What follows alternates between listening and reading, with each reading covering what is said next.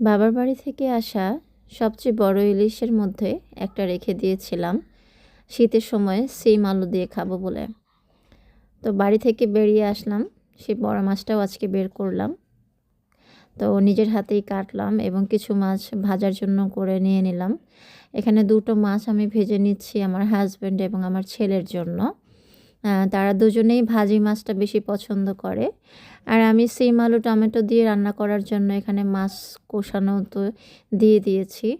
আর সাইজগুলো দেখেই বুঝতে পারছেন আপনারা, মাছটা আসলে বেশ বড়সড়ই ছিল।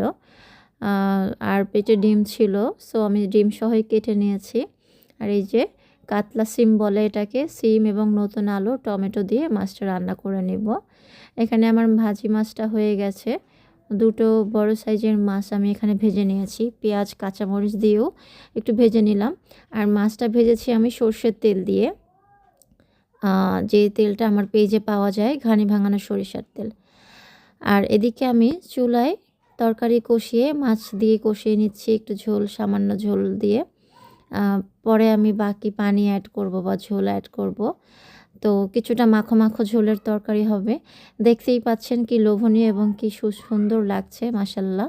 তো এই ছিল আমাদের আজকের আয়োজন, আলহামদুলিল্লাহ।